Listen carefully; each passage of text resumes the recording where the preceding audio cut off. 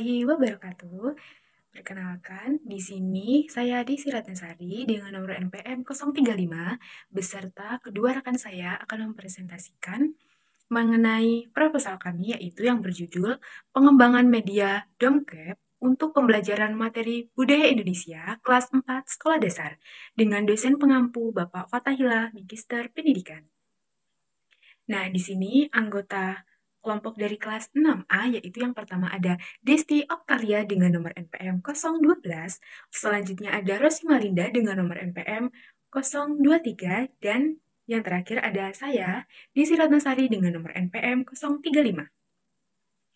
Nah, jadi yang pertama yaitu pada bab 1, latar belakang.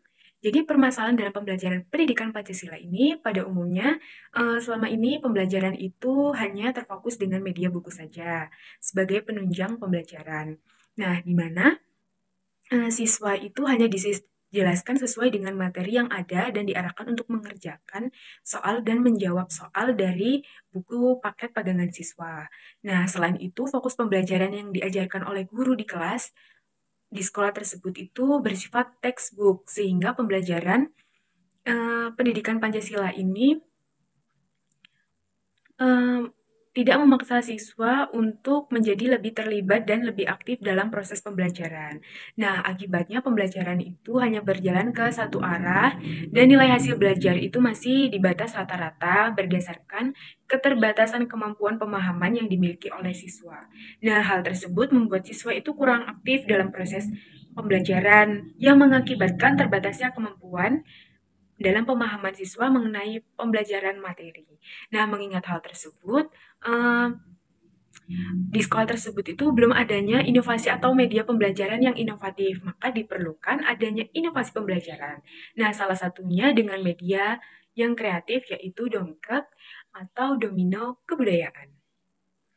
Nah, selanjutnya ada identifikasi masalah. Nah, identifikasi masalah itu yang pertama, kurangnya pemanfaatan media pembelajaran berbasis teknologi di sekolah dasar.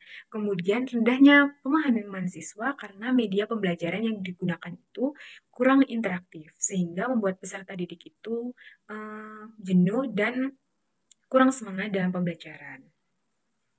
Next, selanjutnya yaitu ada pembatasan masalah. Nah, dalam pengembangan media domino kebudayaan ini, penelitian ini difokuskan untuk mengembangkan media pembelajaran di sekolah dasar, khususnya pada materi macam-macam keragaman budaya di wilayah Indonesia pada materi kelas 4 sekolah dasar. Nah, next selanjutnya yaitu ada rumusan masalah. Yang pertama, bagaimana proses pengembangan media dongkep terhadap pemahaman siswa untuk pembelajaran materi kebudayaan Indonesia. Nah, yang kedua, bagaimana kelayakan dongkep untuk pembelajaran materi kebudayaan Indonesia. Dan yang ketiga ada bagaimana keefektifan dongkep untuk pembelajaran materi kebudayaan Indonesia. Next, selanjutnya ada tujuan pengembangan.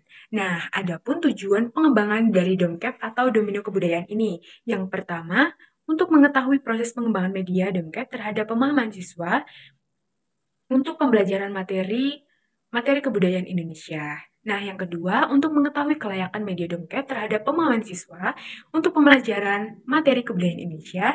Dan yang ketiga, yaitu untuk mengetahui keefektifan media dongkep terhadap pemahaman siswa untuk pembelajaran materi kebudayaan Indonesia. Nah, next selanjutnya yaitu ada manfaat pengembangan. Yang pertama itu manfaat teoritis. Nah, manfaat teoritis ini di mana pengembangan ini itu memiliki kontribusi terhadap pengetahuan. Nah, yang kedua manfaat praktis. Nah, manfaat praktis itu ada manfaat bagi peneliti, kemudian manfaat bagi guru, manfaat bagi siswa. Nah, next selanjutnya yaitu ada asumsi pengembangan. Nah, jadi asumsi dalam pengembangan media dongkep ini merupakan media pembelajaran interaktif yang berbentuk kartu yang berisikan gambar-gambar, di mana gambar-gambar tersebut itu berisi mengenai pesan-pesan materi singkat, kemudian dilengkapi dengan gambar yang menarik, dan dalam proses penggunaannya, domino kebudayaan ini harus berjalan secara zigzag seperti kita bermain kartu domino. Nah, adapun spesifikasi produk yang dikembangkan dari dongkep ini. Yang pertama diperuntukkan bagi siswa kelas 4 sekolah dasar. Nah, yang kedua, materi pembelajaran yaitu materi pendidikan Pancasila, materi mengenai kebudayaan Indonesia. Yang ketiga, Domkep itu berisi dua bagian. Satu bagian mengenai soal atau materi dan satu bagian berisi gambar tentang budaya Indonesia. Nah, yang keempat, Domkep ini dibuat dengan menggunakan bahasa Indonesia yang mudah dipahami bagi siswa sekolah dasar khususnya kelas 4 SD. Nah, yang kelima, dikemas dalam bentuk kartu yang memiliki desain dengan menggunakan kertas yang berwarna-warni. Yang keenam, Domkep ini mudah disimpan dan dibawa di mana saja. Jadi Domkep ini sangat praktis digunakan sebagai media pembelajaran yang interaktif. Nah, yang ketujuh ini Domkep ini memiliki ukuran yang kecil, praktis, dan simpel. Nah, ukurannya itu 9 kali 4 cm dan domino kebudayaan ini berjumlah 15 kartu. Nah, selanjutnya bab yang kedua akan dijelaskan oleh rekan saya, yaitu Desti Oktalia. Saya persilakan. Yang A ada media pembelajaran. Media pembelajaran merupakan alat bantu visual dalam pembelajaran untuk memberi pengalaman visual kepada peserta didik. Fungsi media pembelajaran yaitu untuk meningkatkan efektivitas dan efisiensi pembelajaran, gairah belajar, minat dan motivasi belajar, interaksi langsung dengan kenyataan, mengatasi modalitas belajar yang beragam, mengefektifkan komunikasi dalam pembelajaran dan meningkatkan kualitas pembelajaran. Yang B, media domkat atau media domino kebudayaan. Kelebihannya yaitu praktis, menyenangkan, mudah diingat, dan mudah dibawa. Kekurangannya, rentan kerusakan fisik, mudah membosankan, dan keterbatasan informasi. Manfaatnya yaitu untuk memperkuat kemampuan berpikir pada anak. Pengembangannya menggunakan aplikasi Canva di smartphone. Yang ketiga, jenis media pembelajaran. Yang pertama ada tanpa proyeksi dua dimensi. Contohnya gambar, bahkan grafik, poster, dan peta dasar. Yang kedua ada tanpa proyeksi 3 dimensi. Contohnya benda, sebenarnya, model, dan boneka. Yang ketiga ada audio proyeksi atau contohnya film slide, film strip, overhead, proyektor.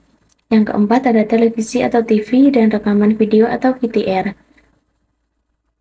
Yang C ada pendidikan Pancasila dan kebudayaan Indonesia. Tujuan pendidikan Pancasila yaitu untuk membentuk manusia Indonesia yang beriman dan bertakwa kepada Tuhan Yang Maha Esa, berakhlak mulia, berjiwa kebangsaan, berkerakyatan, dan memiliki kesadaran terhadap sosial kemasyarakatan. Yang kedua, definisi kebudayaan Indonesia merupakan hasil cipta, karya, rasa, dan karsa manusia yang dilakukan secara sadar dalam hidup bermasyarakat, terbagi menjadi dua jenis, yaitu yang berwujud dan tidak berwujud. Keragaman budaya Indonesia luar biasa dengan 7 unsur pokoknya.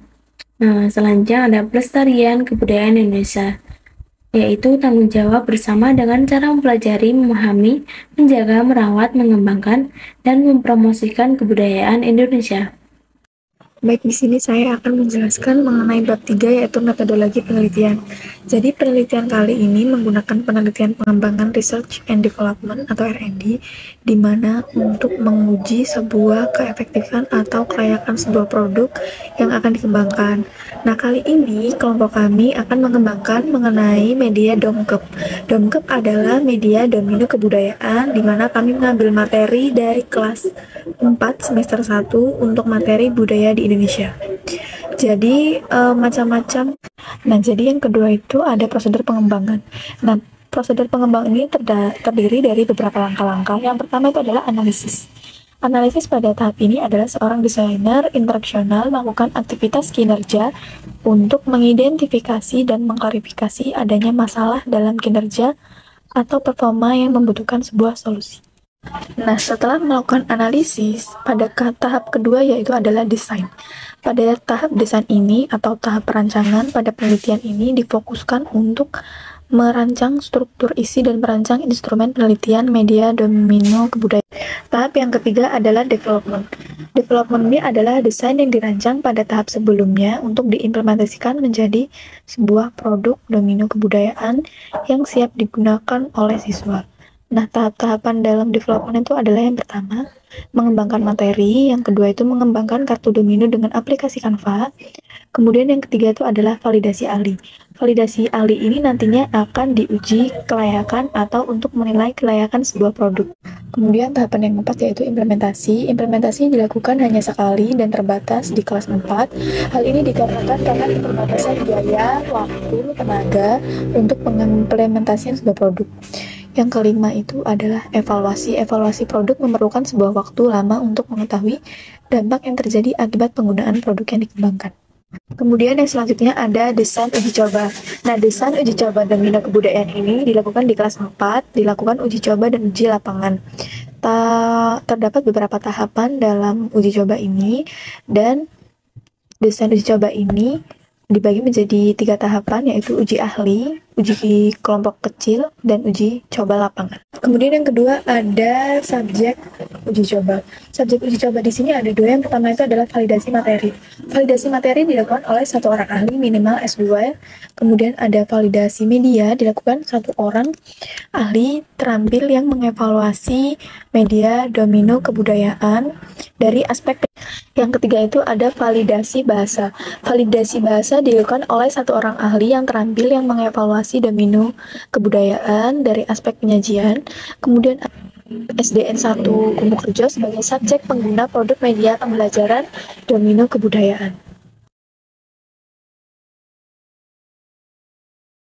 Kemudian jenis penelitian yang digunakan dalam penelitian pengembangan R&D ini adalah yang pertama data kuantitatif, diperoleh melalui data berupa penilaian dari tentang media pembelajaran domino kebudayaan dari ahli materi, media, dan siswa. Kemudian yang kedua ada data kualitatif, data mengenai proses pengembangan media pembelajaran berupa kritik, saran dari ahli materi, ahli media, dan juga dari siswa. Kemudian teknik pengumpulan data yang pertama itu adalah wawancara. Pada teknik ini, pengumpulan data salah satunya digunakan metode wawancara menggunakan instrumen berupa pedoman wawancara. Yang kedua ada dokumentasi, pengumpulan data tertulis menggunakan instrumen dokumen yang diperoleh dari buku, jurnal, skripsi, atau sumber lain.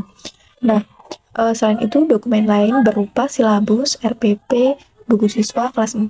Kemudian ada lembar validasi. Lembar validasi ini digunakan untuk mendapatkan data mengenai pendapat para ahli. Nah, kemudian setelah melakukan validasi, melakukan tes hasil belajar untuk memperoleh data hasil belajar pada materi kebudayaan Indonesia menggunakan media pembelajaran domino kebudayaan. Nah, kemudian ada instrumen pengumpulan data. Dalam penelitian ini, instrumen digunakan untuk mengetahui kelayakan dan keefektivitas media pembelajaran yang telah dikembangkan. Pengukuran dalam instrumen kelayakan media domino kebudayaan ini menggunakan skala Likert yang biasanya digunakan untuk keperluan analisis kuantitatif dengan pemberian skor pada jawaban. Beberapa instrumen yang dimaksud adalah yang pertama adalah instrumen validasi. Instrumen validasi ini ada lembar validasi ahli materi pembelajaran, kemudian ada lembar validasi ahli media pembelajaran, kemudian yang ketiga ada lembar validasi ahli bahasa, yang keempat itu adalah angket respons siswa terhadap pembelajaran yang dilakukan. Kemudian ada tes hasil belajar. Tes hasil belajar di sini dilaksanakan beberapa langkah. Yang pertama adalah penskoran. Penskoran di sini adalah tes hasil belajar isi berbentuk pilihan ganda. Yang kedua itu adalah analisis butir soal. Analisis butir soal dilakukan guru mendapatkan masukan dalam revisi butir soal. Kemudian yang kelima itu adalah teknik analisis data. Teknik analisis data ini terdapat beberapa macam. Yang pertama adalah analisis kelayakan. Lembar validasi digunakan untuk mengetahui kevalidan atau kelayakan media pembelajaran, meliputi validasi isi yang mencangkup semua desain media yang dikembangkan pada tahap development, yakni dengan kriteria penelaah yaitu aspek materi dan aspek media. Kemudian yang kedua adalah analisis data observasi aktivitas siswa. Aktivitas siswa ini dapat kita ketahui melalui lembar pengamatan aktivitas siswa. Selama pengamatan, peneliti menghitung persentase aktivitas setiap siswa untuk menentukan aktif atau tidaknya siswa dalam mengikuti proses pembelajaran menggunakan media pembelajaran domino kebudayaan.